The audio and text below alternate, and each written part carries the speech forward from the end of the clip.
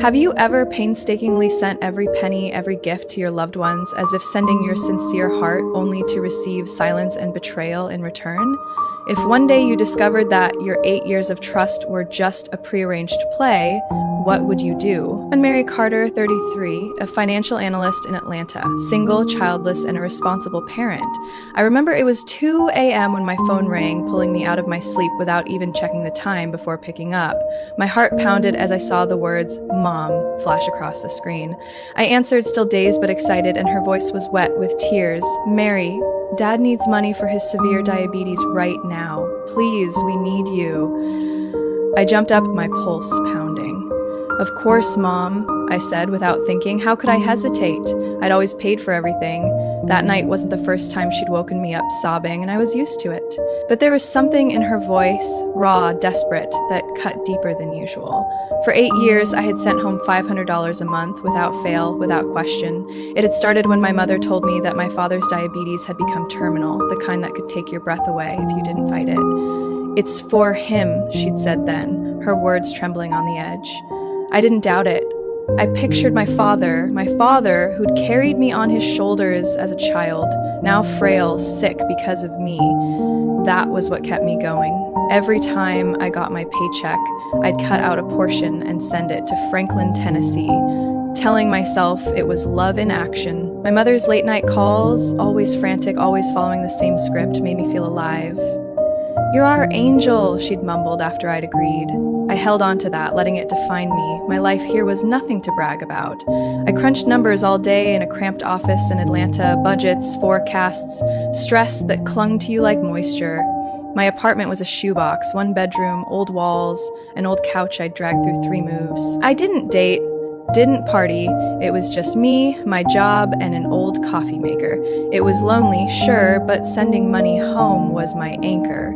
It proved I wasn't a spinning wreck. A coworker named Jen once urged me to hit the bar after work. "Relax, Mary," she'd grinned. I shrugged it off, went home, and reorganized my budget. "Family matters," I muttered, saving every penny until I could send my family $500 every month. It felt good, like I was taking care of my family. I sent the money anyway. Why did it always have to be like this? I brushed it off. Who doubts their mother, right? I grew up with the idea that family comes first, and I swallowed it whole. The doubt melted away, buried under habit. A few weeks later, at 2 a.m., I decided to drive up to Franklin for a family barbecue. I was buried in work, paper piles up to my eyes, and I missed them. The 3-hour drive from Atlanta felt like a mini escape. Windows down, radio humming an old country tune. I pulled into the gravel driveway of their little farmhouse, the same one I grew up in, and stepped outside, into the chaos of cousins, aunts, and the sizzling of burgers on the grill. Smoke was billowing from the backyard, and for a minute it felt like home. Warm, loud, alive. But then my sister Cassie spotted me and the mood changed. She sauntered over, a beer in one hand, her pink nails shining in the sun. "Okay, look who did this," she said, her voice dripping with something sharp. "I guess you're not too busy with us farmers, huh?" I tried to smile, brushing it off. Cassie was always so talkative. She was 27, but looked like she was 17, always picking on me like I was her punching bag. "Nice to see you," I replied, my voice light. She sneered, turning her beer bottle. "But it must be nice. No husband, no kids, just you and your fancy job. Bet you make a lot of money." Then she snapped her fingers, showing off the shiny new wallet dangling from her arm. "You gotta treat yourself sometimes, you know? Life is for living." I changed into a faded t-shirt and old sneakers, suddenly realizing I'd been saving every penny. I laughed anyway, grabbed a soda, and mingled with the crowd, telling myself she was just being Cassie. The barbecue continued, Uncle Ray grilling hot dogs, the kids chasing each other with water guns, but her story continued. Later, as I flipped a burger, she leaned in close. "Don't you ever get bored of being alone? I mean, no offense, but someone has to say, you work too much." Her tone was half teasing, half knife-like, and it was more shocking than I'd like to admit. I stripped down, plated the burger, and argued back, "I like my life."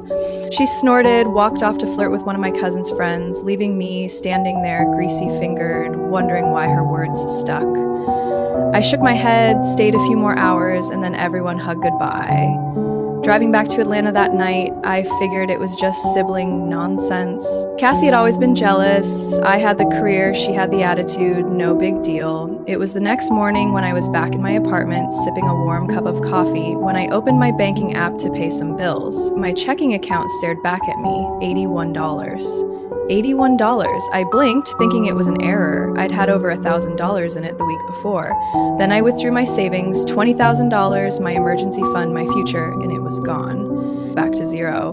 My stomach sank, coffee spilling onto my hand as I scrolled through the transactions. 3 transfers, all dated from the weekend, all from an IP address in Franklin, my parents' house. My hands shook so much I almost dropped the phone. What would you do if you found out that your loved one, the person you trusted the most, was the one who stole your life's work?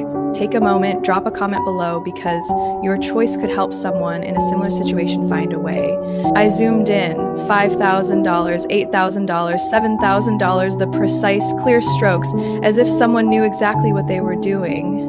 This can't be right, I whispered, my voice echoing in the empty room. A bank error? A hack? Or, God no, something worse? I sat there, frozen, the numbers searing into my brain. My chest tightened, a mixture of panic and anger rising. I tried to breathe, to think clearly, but all I could see was Cassie's smug smile, that damn wallet, her live and let live. And my parents, did they know? Did they do this? I grabbed my keys, my phone, my laptop, anything to feel in control. I called my mom right then, my thumb smashing the screen. 1 ring, 2 rings, then nothing, straight to voicemail. I tried again, same thing, Mom had hung up. The silence hit me harder than any scream could. My mind raced to piece together things I didn't want to believe. I couldn't sit still. I had to know. I'm going back to Franklin, I said loudly, my voice steady despite the storm inside. I put on my coat, stormed out, and hit the road, the 3-hour drive ahead, feeling like a countdown to something I wasn't ready to face. I didn't sleep that night after I saw my account wiped out. Around 3 a.m., I grabbed my laptop and opened my banking app. That's when I noticed something I'd overlooked before. A security alert from the weekend. New device login, Franklin. DN. My breath hitched. I never logged in from there. I checked the timestamps. They matched the exact hours I was flipping burgers at the barbecue. My blood ran cold. Someone had accessed my account while I was there. Someone under the same roof.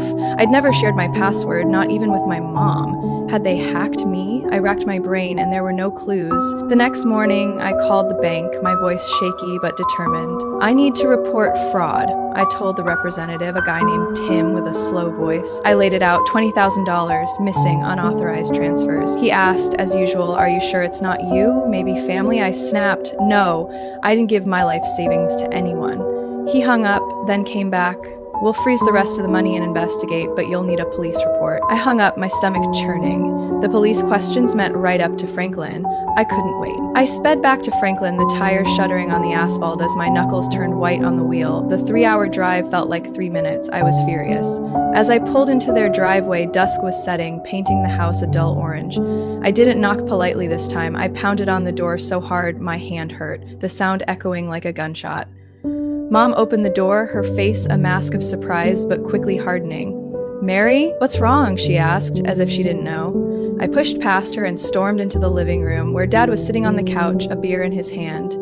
Where's your money? I yelled, my voice cutting through the recorded laughter. He didn't even flinch, just straightened up, shaved, and said, families help each other, kid, you know that. Like it was nothing, like $20,000 was just loose change. I stood there, frozen, waiting for more. An apology, an explanation, anything. Mom fidgeted behind me, twisting the hem of her sweater. For your father's health, she muttered, avoiding my eyes. I turned to her. Then where did it go? Because my savings are gone and it all comes down to this. My voice cracked, but I didn't care. Dad took a sip of his beer, then argued, we've got expenses, are you okay? I stared at him, the man I idolized, and saw a stranger. Mom didn't look at me, her fingers clutched at her sweater like it was a lifeline. The air was thick, stifling, and I knew right then that they weren't going to tell me the truth. I walked out, slamming the door so hard the frame shook, and sat in the car, shivering, planning my next move. The next day I started digging. First stop, Dr. James Kilmer's office. Mom had been talking about him for years, so I called. His receptionist put me through, and when I said, hello, I'm checking on Richard Carter's diabetes, the line went dead. Then Dr. Kilmer's voice, calm but confused, came through. Richard Carter, last time I saw him was, 8 years ago, routine checkup, no history of diabetes. I gripped the phone, my breath coming in short gasps.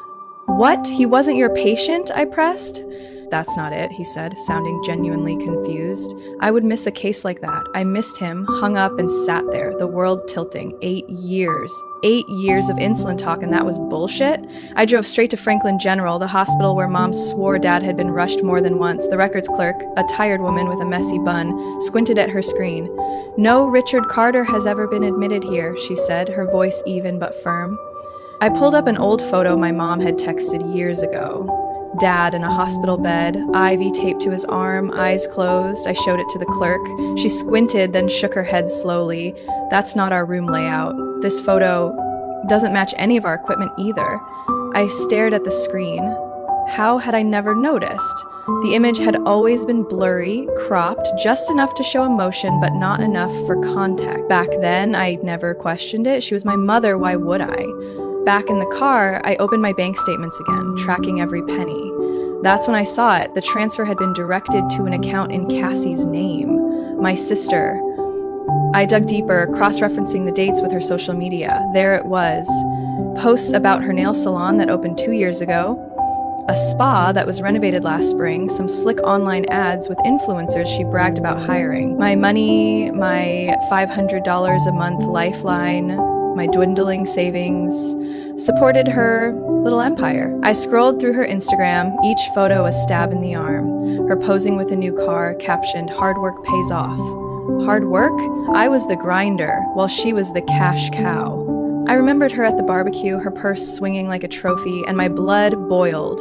8 years of my sacrifice, and she had turned it into her toy money.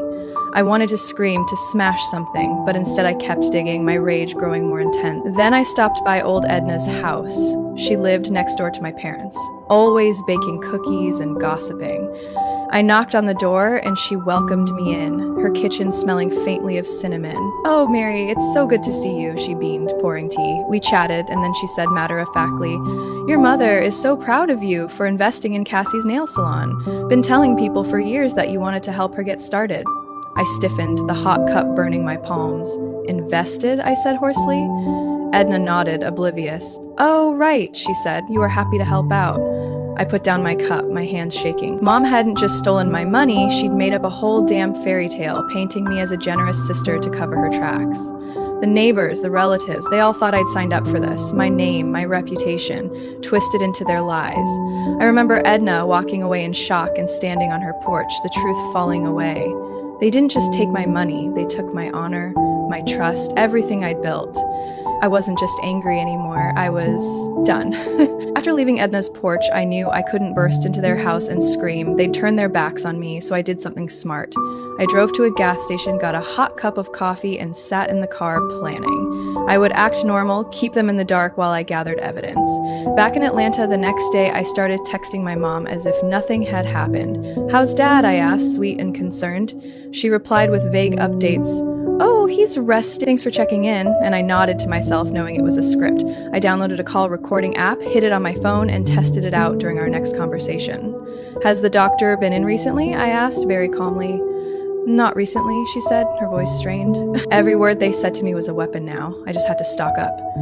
Then came the night that changed everything. I'd gone back to Franklin for a surprise visit, telling them I missed them. They'd bought it, invited me to dinner.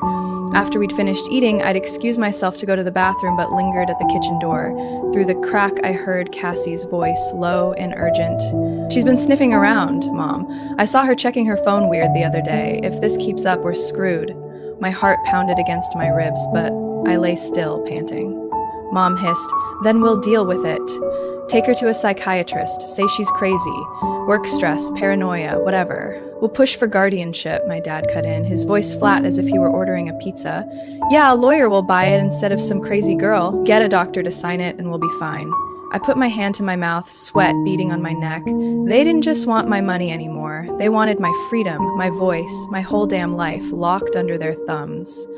I slid back to the table, trying to smile as they rambled on about the weather. Inside, I was reeling. Custody? Calling me unstable? My mind raced back to the little moments I'd brushed off. Like last year, when Mom said, "You're working too hard. Honey, maybe see someone about the stress." I laughed it off, thinking she cared. Or when Cassie told a cousin at Thanksgiving that I'd been acting weird, winking as if it were a joke, I get it now. They'd planted the seeds, set the stage for me to be insane if I fought back. I saw Cassie's old Facebook posts in a new light, vague criticisms of crazy family drama that got sympathetic likes from her friends. They'd prepared the story, coaxed people into believing I was the problem. My legs gave out under the table, but I held on, finished my dinner, and left with a hug that made my skin crawl. By the time I got back to Atlanta, the fear had boiled over into something else, angry, cold, and they wanted to lock me up? Fine, I'd tear their whole game apart first. The next morning, I called a lawyer friend from college, Mike. I need someone discreet, I told him over coffee at a diner. He referred me to a pit bull lawyer, Sarah, who didn't flinch as I told her story. We're gonna need hard evidence, she said, tapping her pen. I nodded, agreed. I made an appointment with a psychiatrist, not one of theirs, but one I found online and had no connection to Franklin. Dr. Patel was straightforward. I told him everything, showed him my bank records, the recordings. You're sane, competent, and angry, he said with a dry laugh, signing a statement declaring me sane. I started taking notes, every call, every text, every memory of their manipulation recorded in a notebook like a crime scene diary. I dug up old emails, too, my mother's sad stories about emergency funds. Time-stamped and filed. Each piece was a brick in the wall I would build to bury them. I wasn't just reacting anymore, I was hunting. They had underestimated me, thinking I would surrender like I always did, but I had spent years analyzing patterns, finding fraud in the numbers. Now I was going to get back at them. I sat in my apartment that night, the city humming outside, my phone lighting up with another recorded call. They want a war, I insisted, pen scratching at paper. I'll give them a war they can't win. My hands no longer shook. They moved with purpose. I wasn't their pawn, their ATM, their scapegoat. I was no longer their good daughter. I was their coming reckoning, and they had no idea what they had unleashed. With the evidence I had, I took action. First, I went to Sarah, my attorney, who helped me compile a report. Pages of bank statements, Cassie's business receipts, and my mother's questionable tax returns from years ago. I found irregularities in their returns, underreported income, unclear deductions, and linked them to the money they'd taken from me. I sent it anonymously, a thick envelope from a random post office across town with a typewritten note. Check Franklin TN for welfare fraud. I didn't stop there. I compiled a dossier, screenshots, audio recordings, Dr. Patel's assessment, and emailed it to more than 30 relatives. No long, sad stories, just the facts. Transfer logs, Cassie's spa ads, mom's fake hospital stories ending with a bold line. This is why I'm done. Do not contact. I pressed send, watched the delivered tags pop up, and felt relief. They had built their castle on lies. I had just lit the fuse to blow it up. Cassie called me a week later, squeaking at my new unlisted number. Somehow she tracked it down. You're ruining me, she yelled. The salon is going downhill. The investors are pulling out. Fine, I said, flat and decisive, and hung up. I blocked her, not responding. Sarah got word from a contact the IRS had raided my parents' house. Agents showed up at their house, flipping through files while neighbors watched from their lawns. My mom tried calling too, leaving a voicemail I didn't hear. Mary, how could you do this? My dad didn't care. I guess he knew I wouldn't take the bait. A cousin texted me later, saw your parents arguing out front. Taxman took the box. What happened? I let it read. They'd lost their stimulus checks, Medicaid, food stamps, all gone after the fraud. Edna left a shaky apology on my old voicemail. I don't know, honey. I didn't call back. Silence is my gift to them now. I cut off all ties after that. Closed old accounts, opened new ones under locked profiles, untraceable, just mine. I threw away my old phone, got a new number, and erased my digital footprint. No more shared credit cards, no more shared anything. They would never touch me again. Cassie tried to come to my old place once. My landlord texted me to warn me. Some girl was screaming your name. The cops kicked her out. I'd moved out, but I'd hired a security guard for a month, just in case. He followed me discreetly, like a shadow in a black SUV, until I was sure she'd mentioned it. She didn't have the guts, or the money, to actually fight back. Sarah had filed for a restraining order too, which was a blessing. I locked the door, locked my life, locked my future, and threw away the key they once held. Then I rebuilt. I found an apartment in Midtown Atlanta, high ceilings, big windows, skyline views that felt like a new beginning. I signed up for a pottery class on a whim, something to fill the silence. The first class, I sat at the wheel, cool clay under my palms, and molded a warped bowl. The instructor, a friendly guy named Tom, grinned. Not bad for a beginner. I laughed, the first real laugh in months. Next, I dug out my old sketchbook, pencils collecting dust from years in a box. I drew late into the night, cityscapes, abstract swirls, each stroke revealing the person I'd buried beneath their mess. At pottery class, I met Mia, a quick-witted graphic designer with no baggage.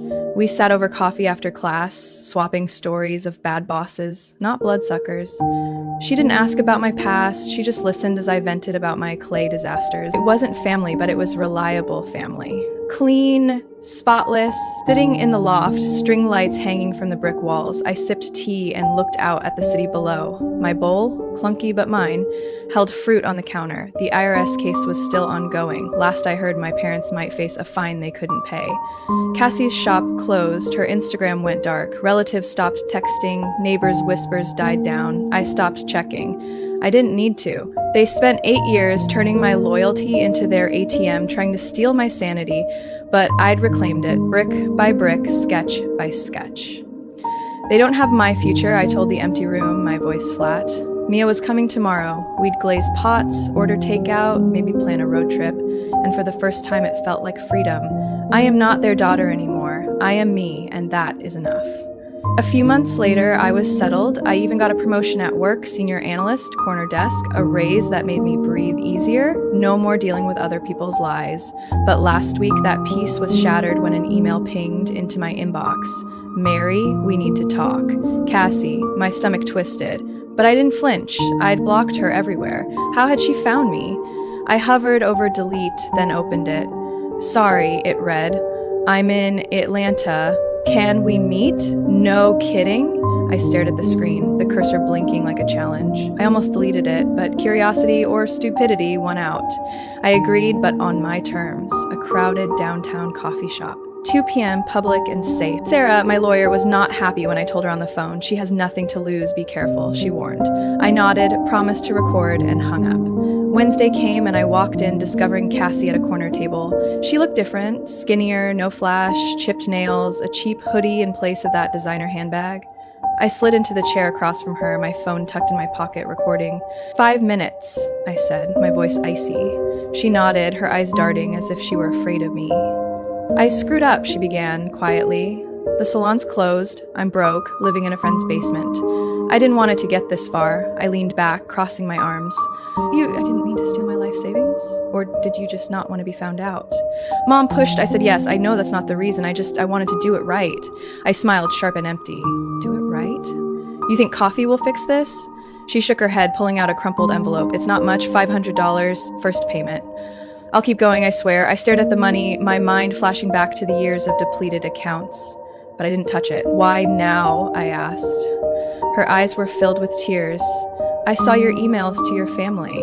Read them word for word. They cut me off too. Mom blames me. Dad doesn't talk. I'm lonely. Mary, I don't want forgiveness, just a chance. Her voice broke, and for a second I saw the little sister who had begged me to braid her hair, but I wasn't that Mary anymore.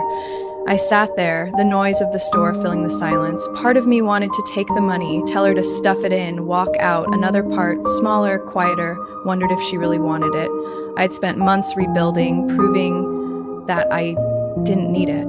I wanted her obsequiousness to feel complete, or was I past it? Keep it, I said finally, sliding the envelope back. I don't need your crumbs. You want to fix this? Work it out without me. She blinked, tears welling up, but I stood. Don't contact me again unless it's through Sarah. We're done. I walked out, the bell jingling behind me, my steps steady. Outside, I sighed, the Atlanta sun warm on my face. I didn't feel triumphant, just relieved. She was no longer a burden to me. I had rebuilt this life. If you've made it this far, thank you for following Mary's story. Have you ever sacrificed so much for someone you loved that you forgot about yourself, or been misunderstood and taken advantage of by the people you trusted the most? Share your story in the comments below, whether you're 55, 60, or older. Your story can inspire, soothe, and empower others. And if you see yourself somewhere in this story, don't hesitate to click like to let me know you're here, and subscribe if you want to continue to hear honest, emotional stories like this. Don't forget to hit the notification bell so you don't miss the next video. Finally, I want to ask you one thing. If you could tell your younger self one thing, what would it be? Leave your answer below. I always read every comment with respect. See you in the next story.